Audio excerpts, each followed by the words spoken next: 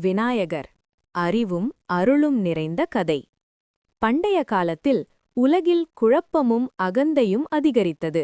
மனிதர்கள் தங்கள் புத்தியை தவறாக அருளும் நிறைந்த தர்மத்தை மறக்கத் தொடங்கிய காலத்தில் அப்போது பார்வதி தேவியும் அகந்தையும் அதிகரித்தது கலந்து மனிதர்கள் தங்கள் புத்தியை தவறாக பயன்படுத்தி விநாயகர் தர்மத்தை மறக்கத் தொடங்கினார். தேவி குளிக்கச் சென்றபோது பார்வதி தேவி யாரும் உள்ளே வரக்கூடாது என்று காவலாக விநாயகரை உருவாக்கினார். அந்த நேரம் கைலாயத்திற்கு வந்த சிவபெருமான் தேவி உள்ளே செல்ல முயன்றார். யாரும் உள்ளே வரக்கூடாது என்று அனுமதிக்கவில்லை. நேரம் கைலாயத்திற்கு வந்த சிவபெருமான் அறியாமலே விநாயகரின் தலையின் ஆணையை காப்பாற்றி திரும்பி வந்த பார்வதி யாராக இருந்தாலும் அனுமதிக்கவில் ஆழ்ந்தார்.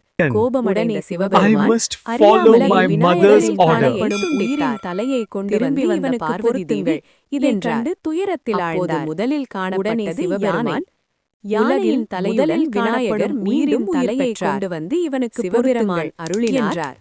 இனி எந்த காரியம் காணப்பட்டது உன்னை வணங்காமல் தொடங்காது. தலையுடன் விநாயகர் விக்னங்களை பெற்றார். விக்னேஸ்வரன் சிவபெருமான் அதனால்தான் இன்று வரை எந்த காரியமும் தைனை வணங்கா விநாயகர் முதல் கடவுளாக விநாயகர் வணங்கப்படுகிறார். பண்டைய காலத்தில் உலகில் குழப்பமும் அகந்தையும் அதிகரித்தது. மனிதர்கள் தங்கள் புத்தியை தவறாக பயன்படுத்தி தர்மத்தை மறக்கத் தொடங்கினர். அப்போது பார்வதி தேவி தன் அன்பும் சக்தியும் கலந்து ஒரு பிள்ளையை உருவாக்கினார். அவனே விநாயகர். பார்வதி தேவி குளிக்கச் சென்றபோது யாரும் உள்ளே வரக்கூடாது என்று காவலாக விநாயகரை நியமித்தார். அந்த நேரம் கைலாயத்திற்கு வந்த சிவபெருமான் உள்ளே செல்ல முயன்றார். தாயின் ஆணையை காப்பாற்றிய விநாயகர் யாராக இருந்தாலும் அனுமதிக்கவில்லை. கோபமடைந்த சிவபெருமான் அறியாமலே விநாயகரின் தலையை துண்டித்தார். திரும்பி வந்த பார்வதி தேவி இதைக் கண்டு துயரத்தில் ஆழ்ந்தார்.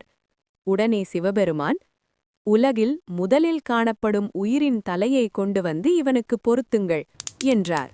அப்போது முதலில் காணப்பட்டது யானை. யானையின் தலையுடன் விநாயகர் மீண்டும் உயிர் பெற்றார். சிவபெருமான் அருளினார், இனி எந்த காரியமும் உன்னை வணங்கா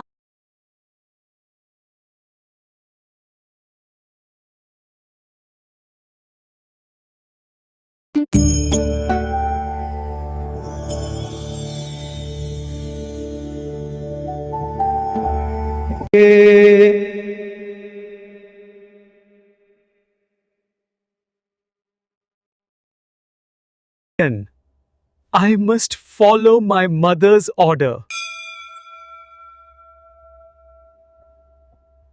Do not allow anyone to enter.